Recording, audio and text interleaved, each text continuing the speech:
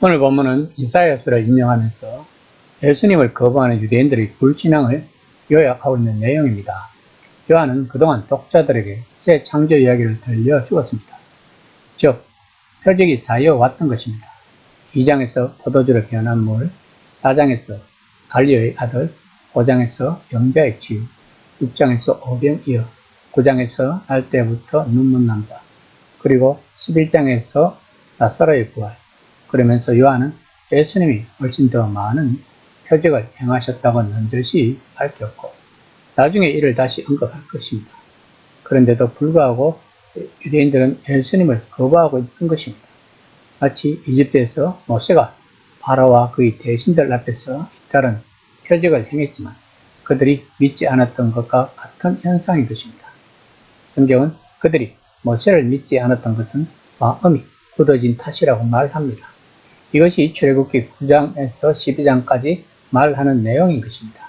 요한은 지금의 유대인들이 마치 그저 수준 낮은 이스라엘 백성 정도가 아니라 바로와 같아졌다고 본문에서 이야기를 하고 있는 것입니다.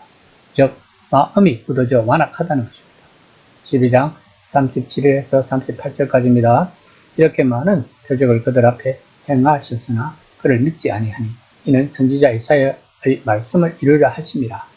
이르되 주여 우리에게서 들은 바를 누가 믿었으며 주의 팔이 누구에게 나타났나이까. 본문은 이사야서 53장 1절을 인용한 것입니다. 이사야는 메시아에 관한 예언, 곧 고난받는 종 메시아에 관한 예언에서 하나님에게서 시험받은 주의 종이 이스라엘의 영적 무지와 불신앙의 두꺼운 벽에 부딪히게 될 것을 예언하고 있는 내용입니다. 즉 요한은 예수님이 전하신 복음과 표적을 보고도 이들은 지금 이사야가 예언한 대로 행동을 하고 있다는 것입니다.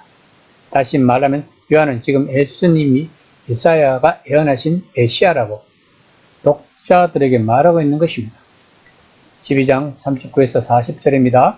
그들이 능히 믿지 못한 것은 이 때문이니 곧 이사야가 다시 일렀으되 그들이 눈을 멀게 하시고 그들의 마음을 완고하게 하셨으니 이는 그들로 하여금 눈으로 보고 마음으로 깨닫고 돌이켜 내게 고침을 받지 못하게 하려 함이라. 본문은 이사야서 6장 9에서 10절을 인용한 것입니다. 이사야의 예언은 그가 성전에서 본 하나님에 대한 영광스러운 환상이 배경이 되었다고 41절에서 말하고 있습니다. 이사야 당시의 사람들은 스스로 선택할 수 있었음에도 불구하고 하나님을 거부하고 악을 선택했던 것입니다. 이에 대해 하나님께서는 그들의 눈을 멀게 하시고 마음을 완악하게 하셨다고 이사야가 말하고 있는 것입니다. 마치 출애굽기에서 모세가 10가지 재앙을 내리자 바로 왕의 반응과 같은 것입니다.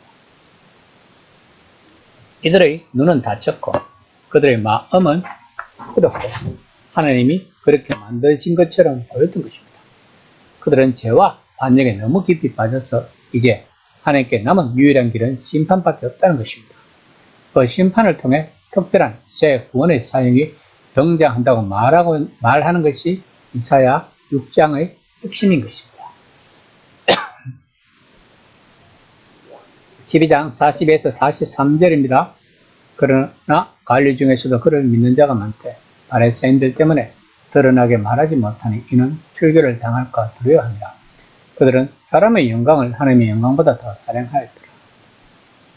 그 당시 출교를 당한다는 것은 지금의 교회에서 출교를 당하는 것과는 상황이 틀린다는 것을 알아야 합니다.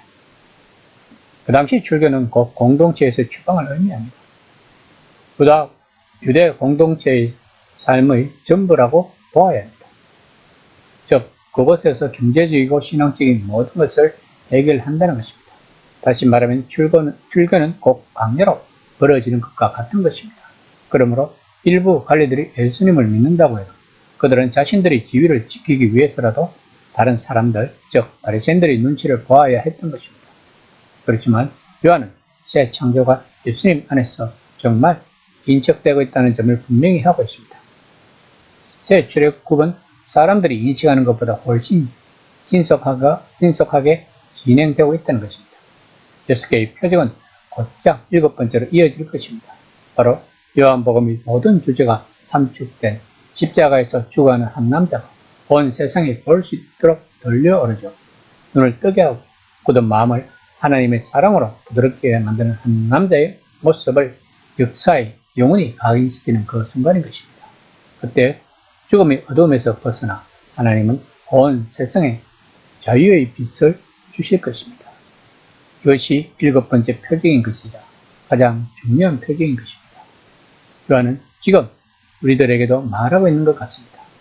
이렇게 하나님은 예수님을 통해 새 출애굽을 할 수 있도록 우리들에게 길을 열어 놓으셨는데도 불구하고 우리들은 자기 삶을 살기가 바빴어요. 하나님의 영광보다는 세상 사람들의 영광을 더 사랑하고 있어서 그 출애굽의 길을 놓치고 있지는 않은지 한번 생각해 보라고 말하고 있는 것 같습니다. 이 시간 나는 진정한 새로운 출애굽 백성인지를 한번 생각해 보는 시간이 되었으면 합니다.